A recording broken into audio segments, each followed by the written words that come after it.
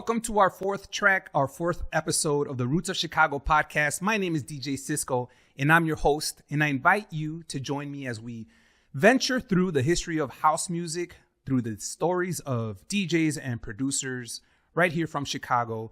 And we're going to start it off with some introductions. Have my boy here, Charles Bass. Welcome, Charles. Hello. Ricardo Sandoval, board president of Rootz of Chicago, DJ, promoter, churchgoer. You do a lot of stuff, Rick.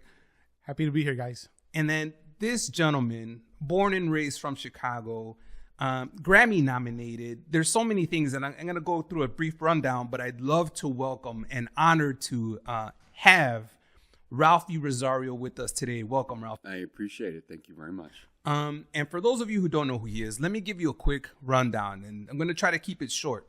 Ralphie has remixed tracks by artists including Beyonce, Lady Gaga, Ariana Grande, Mariah Carey, Ricky Martin, Kelly Clarkson, Rihanna, Teo Cruz, Katy Perry, Jomanda, INXS, Madonna, several others. Not one, not two, but several Billboard Dance Club song charts, including collaborations with Abel Aguilera. So we're gonna hopefully touch about a lot of that stuff. And because I'm the host of the podcast, I like to take over and have the first question. I encourage it. I'm a huge fan. Thank you. Huge fan. Thank you. But the song I know you from when I was a kid, Used to Hold Me. Yeah, that's the one. You used to hold me. What was the inspiration for this song? At the time, that everybody was doing jack tracks in Chicago, right? There was Jack Your Body, and they were doing samples and stuff, vocal samples. I mean, Chippy doing Like This, which was a recreation of an ESG song. People were inspired, and so I got inspired. And one of the things for me was I started messing around with the 909. And I was downstairs. I was living with Kenny Jason at the time. And really? Yeah. Me and That's Kenny a pretty good roommate. Living in his house for a while because he was... Kenny was, and a lot of people don't know this, Kenny Jason to me was my inspiration. He was the reason why I got into a lot of this stuff. Listening to him on Disco DAI back in the day. I mean, come on, they had DJ mixes with guys recording vinyl on a reel-to-reel. I was like, how the hell did they do that? So I watched him. I would go to his events, and I would just hang out with him. And then before you know it, I became really good friends with him, and I moved in with him and his wife, and we were very, very good friends. And so he had a Juno 106, a Roland Juno 106 keyboard downstairs in a 909. And we were teaching each other how to MIDI things and everything. And this was back in 1986, So I was downstairs playing around with the keyboard and playing around with the 909 and doing patterns. And then I recorded a cassette. And I had this track. I was just playing it. I thought it was cool. It was just a cool track to play. No big deal. Wasn't playing it out or nothing. There was no such thing at the time. I was just playing around and studying it and understanding what it does and how it worked. And then I had it in the car. My very good friend, Jeff Davis, I don't know if you know who he is. He was a DJ at the Riviera. And Jeff knew this girl. Her name was Cynthia Baker, a.k.a. Xavier Gold. So we were always running around during the day, having lunch, hanging out, doing all this. And then I played the tape in the car. And then she started singing. She started crooning. And she just started going, oh. And I'm just like, what the hell? Wow. So that was just all... That was it. And I was saying, where did you come up? Where did this voice come from? You said you wanted to DJ. You're not going to be a DJ. You're going to be a singer, I told her.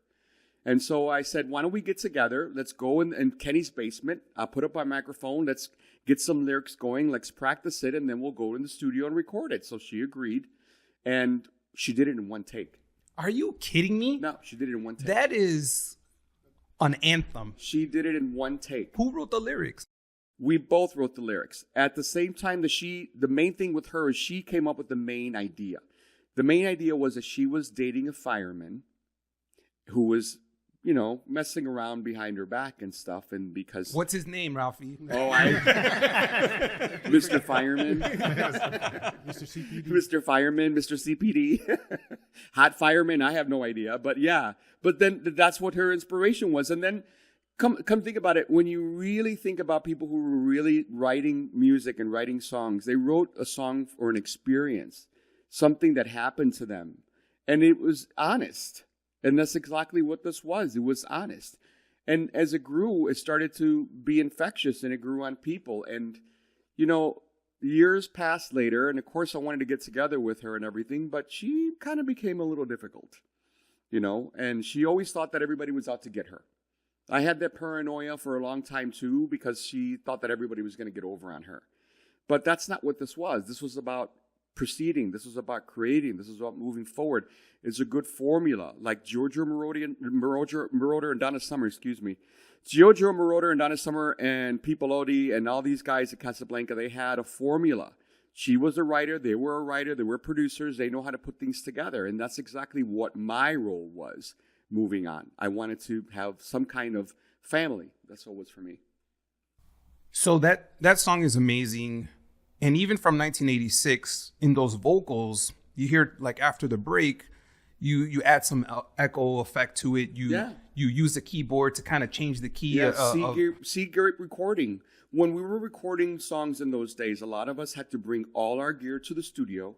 We would stripe the tape with SMPTE or our FSK, and then everything would lock onto the tape. And the way that we wrote it, according to patterns on the drum machine, is exactly how it was laid. Yeah, that that song is timeless. And you've made so many remixes. You have the secret weapon. You have the secret sauce in your back pocket. We have a lot of people who are interested in becoming producers, right? Mm-hmm. I myself have been wanting to be a producer my whole life, and I just don't have the time or probably the talent to do it. But for me, you have the vocals on that track. You have the bass line on that track. You have the great wordplay. You have the great lyrics. It was a marriage of equals in that. Are there any other elements in today's music that you feel is necessary to have like a number one dance chart hit, like you've done several times? Well, it wasn't really reaching to be a number one hit. I wasn't really reaching for popularity. That's not why I got into this. I got into this because the love of the music. I got into this because I'm a geek. I got into this because I love technology and how it works, and I want to know how it works. But then at the same time, you have a creation. You hear it in your head. You hear a bass line. You mess around with your drum machine. I got into it for all those reasons. I did not get into it to become famous. I didn't come into it to do any of that. That was not the plan. The plan was to create something that I loved. Like if you're a painter, you're just painting, and before you know it, somebody catches their eye with what you're doing, and then it takes off. So guess that what? was luck. Guess what? You failed because you're Grammy nominated. You're Grammy nominated. But then again, you're not pushing to be these things. You're just doing it because it's organic. Yeah. It's art. Yeah. And I think that's what makes you legendary, right? Before social media, before everyone had these cameras, and before everyone's shooting video, there was Ralphi Rosario. And I think that's a major reason why you have a 3-story billboard, or not billboard, mural on North Avenue in Central Park. And Thank you, John Vigera. Shout out to the guy who actually painted and designed it. Yeah. From your when you're working on a song, what do you do first? The bass line, the lyrics. What is your creative process? I just started messing around rhythmically. The drums are the first thing that has to go. That has to be put down. If your drums are tight, anything is possible. And it takes me a little bit of a while, but once I get that right kick and the right clap, and you got the right hi-hat, and you got so many tools available to you now that you can really come up with some really cool stuff. You get inspired. With that being said right there, so these kids now have laptops, right? Yeah. Advanced software. Yeah. What would you say to these young people trying to be producers? You have a laptop. What else without giving away any secrets that you have, what would you say is how should they start getting into production? Stop copying and pasting. That's the first thing you have to do. Stop mimicking what's out there because you need it to sound like that. A lot of kids are doing that. They need it to sound like that because that's what's happening right now. You got to find your own way. You got to make your own color. You got to do your own painting. It has red, it has blue, it has yellow.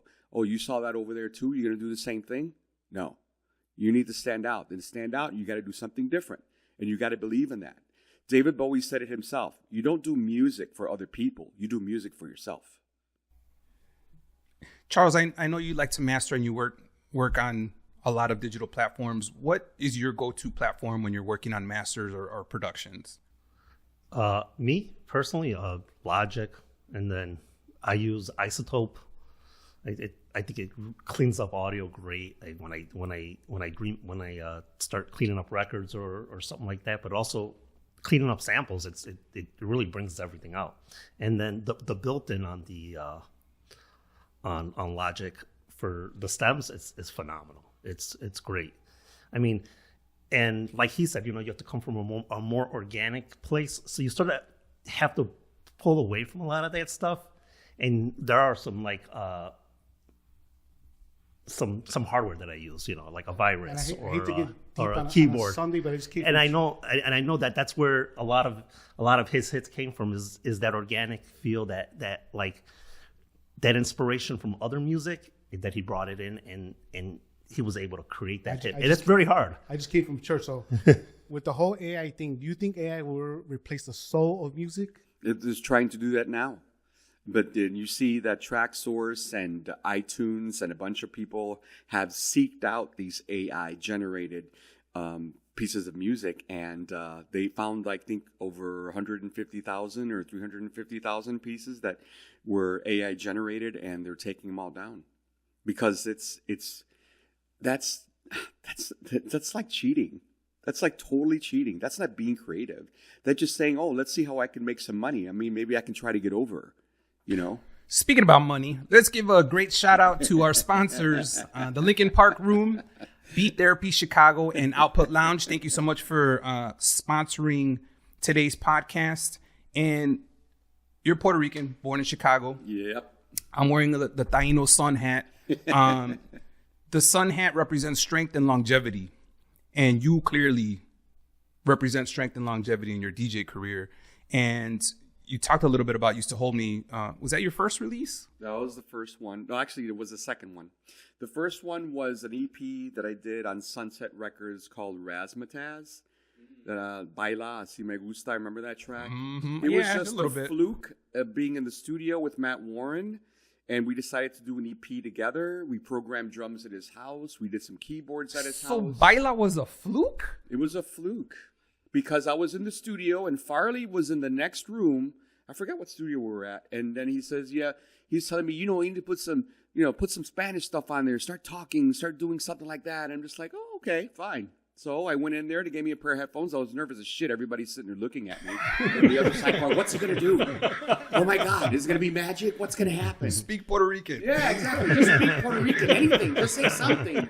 So it was just an accident. And then before you know it, that was the one that became popular off the EP. But it was just for fun. I wasn't doing it because I want to make a hit record. That wasn't it. Well, what about Puerto Rican Lover? Puerto Rican Lover was the same thing. I was just having fun. It was just like, okay, let's see if I can do a small little rap in Spanish and just around drums. What is that like? And then I did it. There's no bass line in it. There's no synths in it. It's just sound effects and drums. That's it. I love it. Yeah. I love it. And that's what you're talking about. It's purely organic. It's totally organic. It wasn't copied or pasted. It wasn't anything that I heard somebody else do. A lot of us have that inspiration where we do hear things like, somebody that we really like that sound or that synth or that bass line or something. And let's see how I can manipulate it and do this. Not the same thing, but do something else with that sound. It's the same thing. So you've inspired many producers. You've inspired many DJs. And I know it kind of stems from a lot of people tie you to the beginning with Hot Mix 5, right? Yeah. What was your experience with the Hot Mix 5? Hot Mix 5 was, again, you're not going to believe me, was an accident. An accident. I need to start hanging around with you more There was often. no such thing as Hot Mix 5. It was 1981, and I belonged to a record pool called Naja Record Pool. It was on Randolph. The director's name was Don St. James. I'll never forget this. So I was collecting records with a friend of mine who was actually a DJ at the same time. We were always hanging out together. He loved to do sound systems. We loved to do, quinceañeras and weddings. And I was a DJ. I was his DJ. He set up the sound and I played. And so he took me down to Naja and I picked up records every week. And then Don said, hey, there's a radio station in Oak Park called WBMX and they're looking for DJs to do mix shows. A hot mix tape. So, for an hour. Just record the tape, drop it off, and then we'll bring it to the radio station. So I kept submitting tapes. And then Nothing. So I didn't care. I still went out and bought records. I still went and DJ'd at home, in the basement, did my thing. And then one night at 10 o'clock, this tape went on. I lived on Fullerton and Spalding, rats in the apartment. I used to feed them. No, I'm just kidding. So it started off with D-Train, You're the One for Me. And I'm like, it sounds like something that I did a few weeks ago. And then I listened to the second and the third and the fourth. By the fifth song, I said, that's got to be my tape. So then I sat there and listened to it. I was a kid, and I was like 14. What? 14, 15 years old. And then it was playing, and then at the end of it, he mispronounced my name. He called me Ralphi Rosario. And then my eyeballs got really big, and I just was screaming and telling my mom and my brothers. And then he repeated the name again, and I told my friend Julio, who was basically bringing the tapes down there. I told him, and then we just became consistent. We came every week. We bought in another tape to the record pool, and we just kept doing it. And then they kept playing them. There were a lot of other guys that were submitting tapes on that radio station at the time, and they only kept a few of them that were very consistent. They were always bringing in music, and they kept playing them. So you had like a very distinct sound when you were on the radio. What influenced you to play all those records? Because they were cutting edge. I mean, you had the Italo disco stuff. You were inspired. I was inspired by a lot of different genres. Also, as a teenager, when new wave was starting to happen, and there was alternative like Depeche Mode and all the other electronic bands were coming out, I found those records to be interesting, different, and fresh.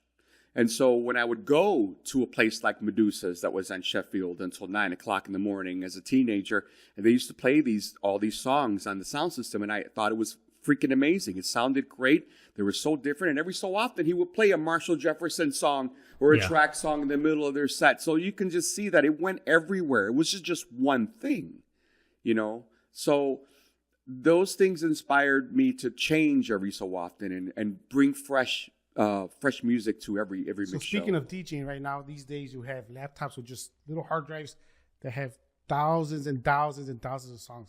Back then you had to carry your crates, so you're limited to what you had. You think it's harder now to DJ because you have such a big selection to go from? Well, there's oversaturation of music. There's too much music out there. It's too much competition. And my friend Angel Morey said it himself. He says when something becomes too accessible, it's no longer, irrelevant, no longer important, because everybody has access to it and everybody's doing the same thing. When you look around, they're all doing the same thing. They all want to be on Instagram. They're all with their cameras in front of them. They all want to be in front of the crowds. They're all putting their hands up, but they're just not. That's what you're in it for that popularity, for that glorification.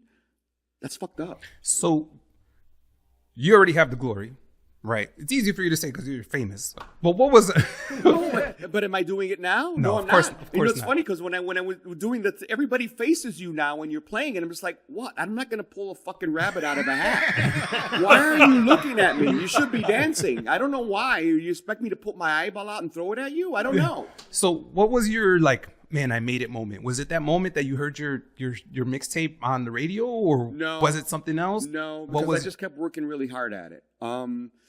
When I realized something was happening was the first time when Hot Mix 5 did a show at the UIC Pavilion, and the radio station decided to pop for everything.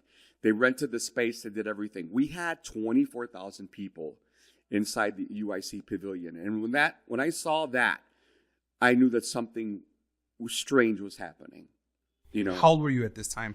Must have been 16, 17 years old. Who is 16, mixes at front of 24,000 people? Not anymore. That is amazing. There's too many people trying to do the same thing. There's too much competition out there.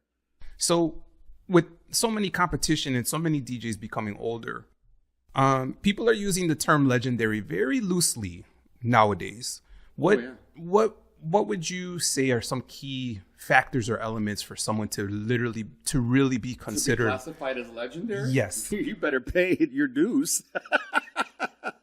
And how much is that? You have to, that's just it. There's no price on that. Charles wants to know. Charles wants to know. There's nothing that constitutes that. I say legendary to something is, I don't consider myself to be legendary. But you are. I can, yeah, you can say that, and it's fine, and I'll accept it. And we can say it, yeah. You can say it. It's fine. But you know what? I find that staying power is important, and not everything you're going to do is going to be successful, which is fine, because a lot of us, you know, have done stuff. We tried and tried. It doesn't work. Some things work. Some things don't. You got to keep plugging away at it. Yeah. So you didn't answer the question. So I'm going to answer the question. I think consistency and longevity. Okay, I'll go with that. I think production has to be in it, because you can't just be a DJ and be considered legendary unless you're leaving something behind for consistency is the key word here. For the rest of us. Yeah. Because I mix in hundreds of clubs. Mm-hmm. I'm not legendary, because if I die tomorrow, nobody's going to remember DJ Cisco. Mm-hmm. But I remember you. But thank you, Charles. Appreciate it. I think I can remember you too, yeah. I'll go to your way, brother. Thank you. Appreciate it. But if I released 1, 2, 15, maybe, you know, dance Billboard hits, then I would maybe have it be in the conversation of being legendary. Now remember, we're dealing with a point in time when there was not a lot of competition out there. A lot of people were not mimicking and copying what you're doing. That's what they're doing now. And there's a lot of that. Back then, there was no competition. Not everybody knew how to put a reel on a quarter-inch tape machine and start recording. You know, not everybody knew how to operate a DJ mixer. You know, so there's all these things that made it special. And now, like I said, it doesn't become special that much anymore. So because of technology, right? Yeah. The button that we're not going to give a name to. Accessibility. Okay. So house is definitely global. Yeah. Are there any elements that you think have attributed to make it more powerful, or have made it kind of what you said, more saturated and watered it down a little bit? No, I think, especially in the European market, there's a lot of people that sit there and say, well, house was made in Chicago. European has nothing to do with it. Well, let me tell you something. It was because of European people that actually stood out and plucked all these songs and made them what they were. The audience, the radio stations, all the clubs out there, they knew what a good piece of music is, and still know what a good music is, especially in the house genre. They've picked these things, they favored them, they loved them, they showed the love, it became global. Do you think that's why they've sort of outpaced us in the whole because genre? they're very professional with it. They understand that it is a genre that's very important to the rest of the world. Now you look at Chicago right now, what's going on? Yeah. So you're saying that they treat it more like a business? They treat it more like a business. New York started to do that first. New York started to treat it as a business, right? That's where a lot of those remixes were coming out of all these record companies in New York and California. But they treat it as a business, and they treat it as a genre, and they give it a lot of respect. Speaking of business, you know, Roots of Chicago, one of the things that we're trying to teach these young kids, not only DJing and producing, but also the business side of DJing and producing.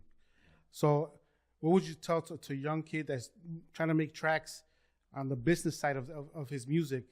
What would you tell? Well, the first thing I'd say, put down that AI program that you're working on, because that's not going to get you anywhere. It may teach you some things and answer questions and teach you how to do stuff, which is great. Knowledge is power.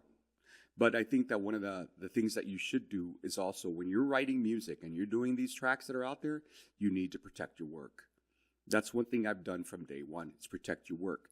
If you have an original piece of music you wrote with your neighbor, or your girlfriend sang on a vocal, you need to protect it. You're going to put it out there, you need to go register at the Library of Congress, make sure you have a serial number to this thing, register with any and all societies that are out there, ASCAP, BMI, neighboring rights. These people protect your work. Not only that, but you get paid for it, because you don't know who's listening. And that's what happened to me. I protected my work. You don't know who's listening. Shit becomes global. And we're going to put those links for those organizations that Ralphie just mentioned. Yes. We're also going to drop the links for some of the tracks that we're talking about, and some of the icons like Kenny, Jamie, Jason that we're talking about on the below the screen as well. So that way you can click and find out more about some of these legends and some of these great resources you're providing. Yeah, ASCAP, BMI, and then especially Sound Exchange. Sound Exchange pays attention to anything and everything that's going on the internet out there, and also any radio play. There's money to be generated, especially if you have something that people are really liking. So you've had the privilege of DJing all over the world. What is your favorite place? Where has been your favorite place? It's always been Italy. Everyone says somewhere in Europe. Yeah, I always say Italy because Italy, for me, was you can play anything. If you play a bass line for 3 minutes, and as soon as that kick comes in, they lose their shit. That's Italy. And then when the hi-hat comes in, forget it. They start screaming. So Milan, Rome, anywhere in Italy? Yeah, well, no, I'd say I was all over Italy for a while. And actually, I got to put a shout out to my old manager, Mauricio Clemente, because Mauricio, first of all, there were a lot of people in Chicago that did not want us to meet. This is how Chicago is. You know how that is. But once I went down there, Mauricio had a game plan, and I listened to what he had to say, and we decided to take a chance on it. And I did exactly what he told me to do. We went to Naples. I was touring around. We went to Naples. We went to Flying Records. We went to their studio, and he says, yeah, let's go make a track, Ralphie. We'll do this thing, and, it could be. I said, listen, it doesn't have to be a track of anything. Let's just put a small thing down, and let me just start, writing some stuff down. And so I came up with Brinca. So then we did Brinca and recorded Brinca. And I'm like, Mauricio, I need to bring this back to America. Let me work on it at home. I set up a 909. I set up the keyboard, a small mixer. I had a sampler. And then I started remixing Brinca in my bedroom. And then I sent it back to him in Italy because his plan was, and I never forget, he said, Ralphie, we do this song in Italy. We put this here. And then it goes back to America and you become popular. I'm just like, okay. So even though you made it in Chicago, it becomes an import. Yeah. Well, recorded it in Italy, brought it back home to Chicago, and then remixed it, sent it back over there. They put it out, and then it blew up. It's funny. My buddy Raul Virgil, we were literally just talking about Brinca, and he's like, that's one of the most underrated tracks. It was just the track, right? And 95, fun. it's again, organic. But it was having fun. That's what it is. You're having fun. I mean, how many catchphrases do we hear on songs, especially now, where it sticks in your head? It's because somebody had a cool little thing, and there it is. It wasn't generated by AI or anything. You heard your neighbor say to go, yo, I got to put that down on a record. Yep. So talking about Italy, best crowd, what is like the wildest crowd moment that you've experienced DJing? The wildest? They're always the gay events. When they were important, and not to say that they're not important, but when it was raw and it was not as crazy and chaotic as it is now. There's a lot of drugs everywhere, straight and gay. But these people, especially in some of the larger events that we were doing, I was doing with Abel, those were magical because we played until 8 or 9 in the morning on a major sound system, and we blew the roof off of it, and those were great. They responded to anything and anything you played. That's phenomenal. I wish people nowadays, I don't know if they need to do more drugs or if they need to drink more or they just need to put their phone down. No, they need to put their phone down. I was about to say, looking at the DJs what they need to do. Do you think that technology with these phones, everybody wants to be on Instagram and showing up? That's messed up the Well, you see it. Let me ask you guys a question now, okay? So what do you think about all this stuff? What do you think about all these people, putting Instagram on any 5 seconds that they're doing their DJ moment and everything? What do you make of all that? I'll let Cisco go first. I think it's good for someone who is trying to come out and make a name for themselves, right? We're very far removed from the time of, I know a guy who knows a guy that can hook me up at the record label or at the record pool, and he's going to give me my mixtape. Accessibility. There's too much of it out there. Go ahead. Sorry. My career started off because of my brother was a security guard who introduced me to a promoter, right? Uh-huh. So that's how I knew someone. Now it doesn't matter who you know anymore. It's about, okay, how many likes do you have? How many friends do you have? How many followers do you have? You used to be able to just go out and meet people and get gigs off of that. Now you have to go online. But everybody's doing dance the same. in front of the. They're in front doing of the same thing. and they're doing the same thing. Nobody's doing anything different. And I'm gonna add a little bit more to that. Now you have people coming up to you. Can you play this song? And it's like, back then we had to wait for the DJ to, oh, well, that's a nice record. And Shazam was, I'm gonna go look at what record he's playing. Now they all have play this, and they throw it in your face. And No, they scroll it on the screen. Yeah. And it's like, come on, let me. Last time somebody did that to me, I'm looking at them. I'm like, I don't know who the fuck that is. Do you know who I am? And then when somebody actually did, I remember. This is. I'm gonna tell you this true story. Remember Professional Widow? Yeah. Okay, remember that? It was fucking huge, right? Yeah. I was working at Berlin, and everybody that came up to the booth. Hey, can you play Professional Widow? Can you play Professional Widow? Can you play Professional Widow? I was so sick of it. I got on the microphone. I was so over it. I'm like, okay, everybody wants to hear Professional Widow. Let's listen to it for 30 minutes. Oh, And man. I kept back and forth, back and forth for 30 minutes. The bartenders were fucking losing their shit, laughing so hard until I said, and so there's one last person on the dance floor. And then I said, did you get enough? Because I know I did. Let's go. Let's do this. And we changed it over. And before you know it, nobody fuck with me ever again. That's a good one. That's a really good one. That's a good story. I had to kick. I remember one time there was this one kid, Lollapalooza was going on, and I was at Smart Bar, and he goes, "Can you play Skrillex?" I'm like, "Why don't you just go back to the festival and listen to him? It's just that easy, dude. Like, get the hell out of here." No, it's like this one time I told somebody, they said, "Hey, do you have this thing on the phone?" I said, "You have it on your phone, right?" Yeah. I said, "Why the fuck do you want to come all the way over here and listen to it all over again? You've heard it 20 million times. It's on your phone." And no, I don't have it. Yeah. So, what are you working on now? I'm trying to, like I told the guys earlier, I'm working on, so I had this double album that came out last year, La Collezione Privata, and that's a lot of songs that were very personal to me that I was writing in the last 4 or 5 years, and then finally I decided to do something with all of this work. So right now I'm working on a video album of it, which is 2.5 hours long with graphics and lyrics, and even Andrea Love, who did a song for me. I have her coming up with a green screen behind her. There's graphics flowing.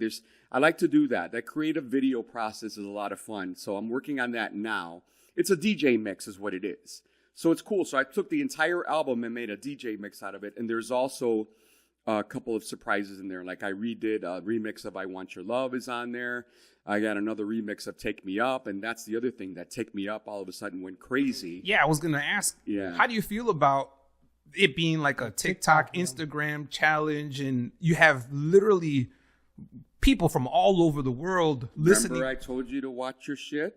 Remember I told you to find out where your shit is? Remember I told you to register your shit? Because you don't know who's listening. And guess what? Somebody in Japan was listening. And they started off with this AI girl dancing. And then from there, it took off. I was watching it. I told my daughter, I'm going to see this song. And she's like, I know that song. I'm going to go interview him today. So she's 15, 16 years old. I did not push for this, guys. It was nothing I expected. So how much money did you make off of this? Huh? How much did you make off of this viral sensation? That remains to be seen, because guess what? You don't see any of that money at all. You don't see it at all yet. You got to wait. That's part of publishing. My publisher told me himself. He says, you know what that is? That's retirement money. So we're seeing... people think I'm going to get a check next week. It doesn't work like that. But I think we're starting to move. Well, there's a transition in society, right, where Facebook is getting sued, YouTube is being sued, right, for social media and content.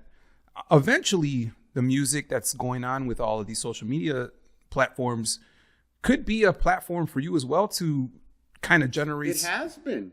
But again, register your work. If you put the stuff out there on Instagram, if you make a video out of it, if you make a lyric video out of it, it's on YouTube. That's what I'm doing now. I'm doing a lot of lyric videos of all my old stuff or maybe the new stuff I'm putting back up there, 3.5 minutes. Register your work. It's going to get monetized and you're going to make some money, but you have to register it. So that way, when these things are being played, everybody's like, well, okay, so who's this Ralphie? Ah, there it is. He's registered here. This is a society, belongs to this, because they have to find out where all this goes to. So for someone who's new to production, let's just say me, for example, asking for a friend. Yeah. How What's his name? What do you think? It rhymes with disco. How long from start to finish is that process? Because to me, that sounds a little overwhelming. It's and not. for someone like anything new, right? Running through hurdles, or like you have to do this and then you have to do that. It could All be right. a little. Are you working on music right now? I am. How many pieces of music you got right now? Probably about 14 to 15. Okay. When they're all done, or are you still working on them? Okay. All right. No, I get it. Because I'm the same way. Take that one piece of music that you're going to finish, or any of those, the 14 that you have, and you're going to finish it. As soon as you get it finished, before you put it out, all right, or even while in the process of you're going to upload to whatever aggregator you're using for iTunes or whatever, go to online, go to the Library of Congress. You're going to see the page up there. Register the work. It's going to ask you who the author is. It's going to ask you where was it recorded. It's going to ask you all these little questions, and you pay like $55 to register it. Register it. You're going to get a certificate in the mail. I still have they used to hold me certificate. I still have it. It's got a little gold seal on it and everything. Register the work. After it's done, then look into getting an ASCAP account. Sign up for ASCAP. Give them your information, all that other stuff, because you don't know who's listening.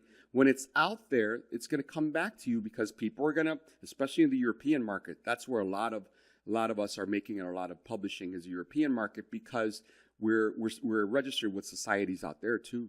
Okay. Yeah. So you heard it here first from Ralphi Rosario, Yeah. true legend, true producing icon, Grammy nominated. Yes. Hit the like button because you just got a free tutorial. Hit subscribe because we're giving out gems right here, Roots of Chicago podcast. Definitely. We're gonna move into the next segment that Tyree has a issue with because it's called Rapid Fire. We call it Quick Mix. He plays like the 10-minute extended Stonebridge remix when we're trying to answer some of these. Yeah, he's not here, so we're going to keep this one short. So I'm going to ask you a quick question and just quickly, and we're going to go around. DJ booth pet peeve. DJ booth pet peeve? People holding their cell phones telling you to play something. Nice. Too many people in the DJ booth. Mm-hmm. You have to agree, the whole cell phone thing. That's Yeah. just annoying. I hate people being in the booth who have nothing to do with the promotion, the DJ, the show, nothing, and they're just in the booth. Like, why are you there? Most underrated Chicago DJ. Most underrated Chicago DJ? DJ Lego. Oh, nice. I'm going to concur with that, Lego. Yeah. Most underrated Chicago DJ. John Simmons. Oh, that's another good one. That's another good one. I'm going to steal that. I'm going to say John, too. John is phenomenal. He's played for me at St. Procopius. Yeah, John is great. Yeah, he's a great DJ. And I'm going to come back this way. One producer everyone should know. One producer everyone should know. Dillinger. And it's sort of he's a drum and bass producer, but the guy he's phenomenal. His sound is just crisp and clear, and he's a really great producer.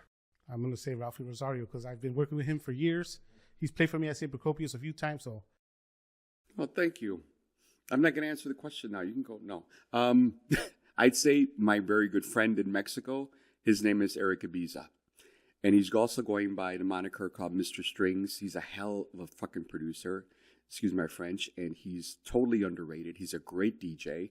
And he's going to be one of these new and up-and-coming people. I guarantee you. We're going to put his information on the bottom of the screen so everyone can check him out. Favorite decade of house music? The 90s. I'm going to say 90s. Yeah, 90s. Okay, I've answered this before, and I said the 90s, but I cheat a little bit. I'm going to say like 87 to 97. Maybe 86 to 97. It was in his infancy. It was starting to cross over. 90s, you had Steve Hurley. Right. You had The Casual. You had SOS with Charlie Baby Rosario. Right. I mean, there's so much stuff that came out there. And so many labels in the 90s. UC. Yeah. Yeah, I remember. They could have been bigger than what they are when they were back then, but a lot of them went under. I remember I would go to Just Dance, and the whole wall would be underground construction. Like, it was just a whole wall. That was, you know what, if I can interject something about UC, that was a very, it was a great time for the label and a great time for Chicago artists, but it was also a very, very sad time for me because I lost one of my very good friends, and that was Andy Adams. He was the president of that label. When Andy approached me to do something for him, he was moving records out of his garage. He did that Speed Racer techno thing. Yeah, remember that? Yeah. And it blew up for him, and he was doing well. And then he decided to go bigger, and he went to Bensonville, and he got a big building over there. And that's when Take Me Up was signed for the very first time. And then right after that, I lost him. It was very, very sad. Yeah, but UC was the shit. A lot of different people doing different things, which was great, you know? Yeah, they had a lot of great records on that label. I remember going there, and yeah, they were so nice, too, man. Like, you could go over there, and you were just picking stuff off the wall for a store, and it was They were gung-ho on making a staple in Chicago. Yeah. Yeah. And they were really pushing the sound. Right. Yeah.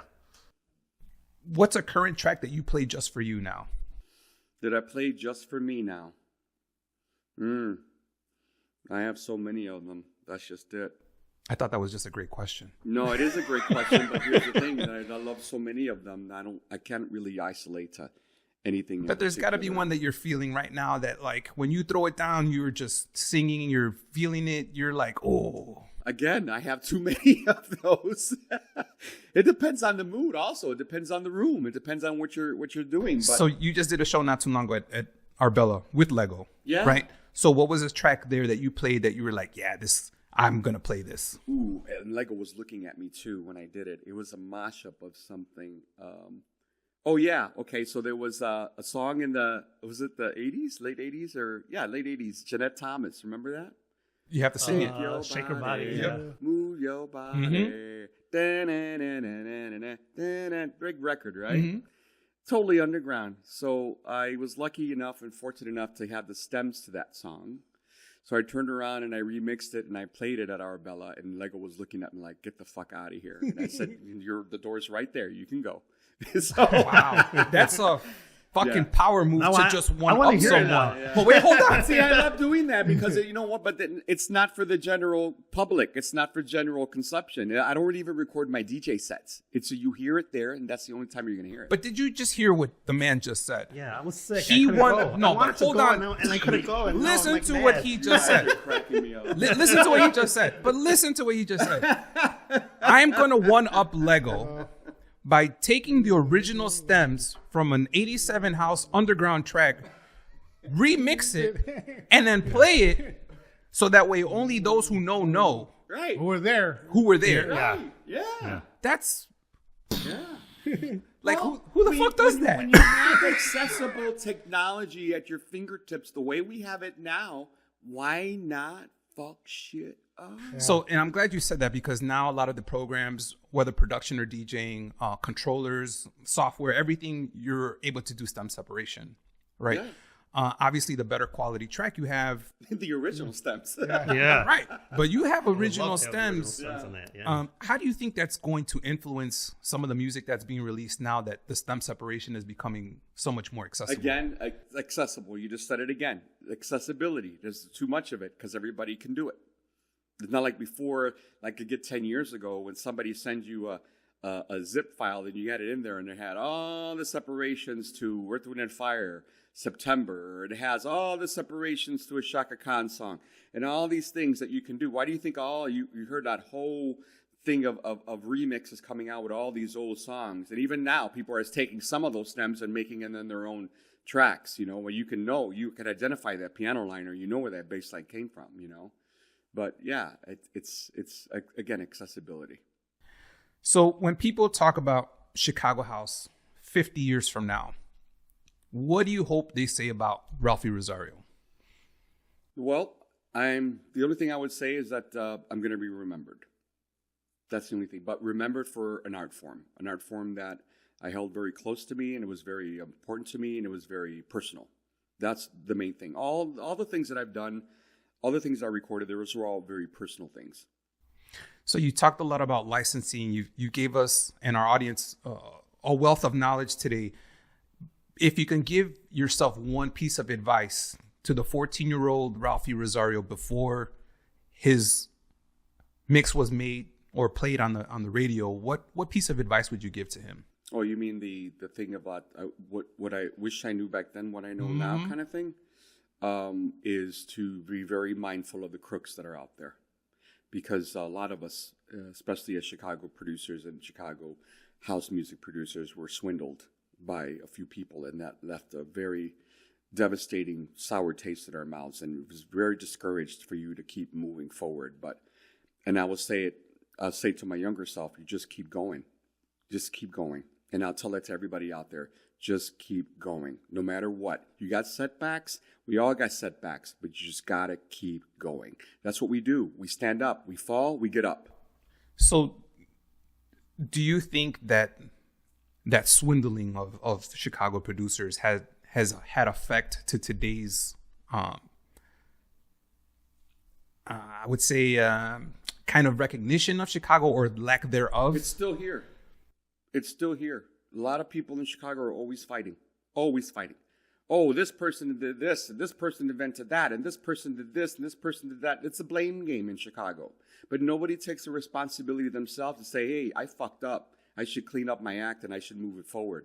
Instead of them pointing fingers. That's all they do is point fingers. And I don't know, I'm in a point in my life where I just want to work on projects like Rootz of Chicago because we're stronger together, right? And we could sit here in this podcast and talk smack about anything, right? The weather. It doesn't matter, but there's no benefit to that. And I think not only just producers or DJs or podcast shows or whatever, I think Chicago really needs to kind of come together and kind of repair some of these things because it's I don't know how to remedy that. All I know is I learned from a lot of my New Yorker people out there, a lot of the DJs and producers in New York, and how they were a family. They were always a family, and I was drawn to that because there was a lot of hatred and animosity and a lot of jealousy in Chicago, a lot of it. Do you think it's like the north side, south side thing? It's everywhere. I've heard the term, people say, you got haters. And I'm like, I go to church every Sunday. I don't have any haters. I don't care. Those are the ones you need to be careful. Yeah, I know. But to me, anybody can say whatever they want. I am at peace with myself, and I'm willing to work with anybody who's, obviously there's certain people that I will be mindful of, but I'm willing to work with anybody that's willing to uplift our community, right. Uplift us ourselves, exactly. Help our young producers, DJs coming up. There's no such thing as, I have a hater. I don't say whatever you want. Right. I go to church and I clear my soul every Sunday. I'm good. Let me swing the pendulum back to New York. Earlier we were talking about Brenda K-Star. Yeah. Mark Anthony. Yeah. La India. Yeah. Before they had salsa careers, they were doing house music. Yeah. Not a lot of people know that. House music or dance music. Yeah. Freestyle. Yeah. All from New York. Mm-hmm. So they were able to kind of not solidify career, but make some tracks, freestyle, house music, and then go into another path. What do you attribute that to? The New York being the epicenter. New York has everything there. So many labels, so many connections, so many management companies, so many production companies, so many producers that know other producers, like Mark Anthony hanging out with Louis Vega. I think they're related or something like that too. So there was that, and I loved that was coming out on that. Remember Ride the Rhythm? That was in Atlantic. Mm-hmm. That was brilliant. I freaking love that. And then India hooking up with Louis Vega, and then you see where that comes from. All that was, to me, was family. Mm-hmm. They all knew each other. They all wanted to help each other out. They all went forward. They got other people involved, and it was great. Yeah. So we're going to wrap this up with a few more questions. From all of your achievements, what do you want to be remembered for most? Just to be that producer that was true to himself, pretty much. That I didn't have to follow or I didn't have to copy. I didn't have to mimic. I just did what I did and true to myself, true to the art that I created. All right. Fill in the blank for me. Ralphie is blank to house music. Oh, that's a hard one. Ralphie, I'd have to say Ralphie is just loyal to house music because I still have the roots. And anything that I make, it's always there. The roots, exactly. Yeah. There you go. All right. Do you guys have any other questions for this legendary icon, producer, Grammy-nominated, remixer, and original songwriter? Who, me? Everybody's looking at me. Anybody. Any one of you guys. You said you have a video coming out. Is there anything else coming out? That's the only thing I'm doing right now. I'm trying to do an EP with my friend Eric Ibiza. We're going to do something on the tougher side. I love tech house. I love what's going on with tech house. I also like melodic house. My biggest thing right now is there's a lot of really cool melodic techno that's out there. I'm a big, like Terry Hunter said, I'm a huge fan of chords. And they use so many beautiful chord progressions, but their drums are like tough. And their stuff is just like laid out so clean and so perfect, you know?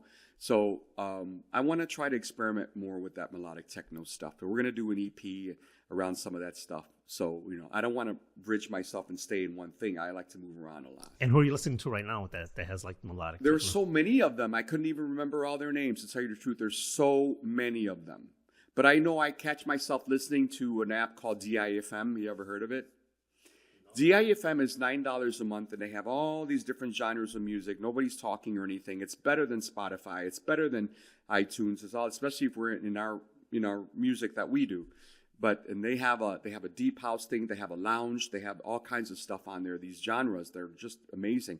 And their progressive melodic techno thing is so cool because it can be 122 and be the coolest thing you ever heard, especially if you play it loud. It's amazing. So you're saying 122 beats per minute, right? Yeah. So we're trying to educate people as well, because not everybody listening to this is a DJ or producer. So just wanted to clarify that for somebody who may not know what that is. Go ahead, Rick. So with all this technology stems, not even AI, but do you feel like you're a better producer now with this technology or just a faster producer? I'm a faster producer. Okay. My ideas come a lot more quicker. That's what I loved about it. Before, you would have to sit there and tinker, and then you would have to record it in the studio. We're talking way back when. And then you put it in there, and you're listening to it, and then you come back and you say, what kind of shit is that I recreated? I don't want to do that. And you go back again, and you book more time. You spend more money. But now, you could sit there for 6 hours, get up from your chair, come back, listen to it, see what's going on, and then change it. The next day, change it even more. It progressively becomes better and better and better. So what's like the litmus test for you? Because for me, if I make something, I have to listen to it in my car. Me and too. if it doesn't sound good in the car, I'm like, ooh, the bass is a little, it's not hitting right. Or Yeah, same thing. I'm like, that kick. Oh, God, horrible.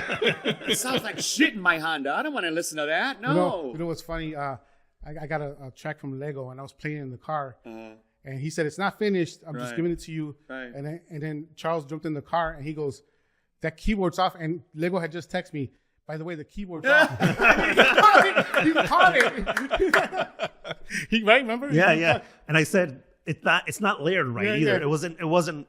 It didn't lay on the Right. kick. I go, it's gotta lay on the kick. It's off. But he caught Hit it. the quantize. Could it quantize? No, it's just it was a little higher than the kick, so it was like it was Are you over. talking volume wise or pitch wise? No, I think it just needed to be like side chained and just lay a little bit better. It was He caught it.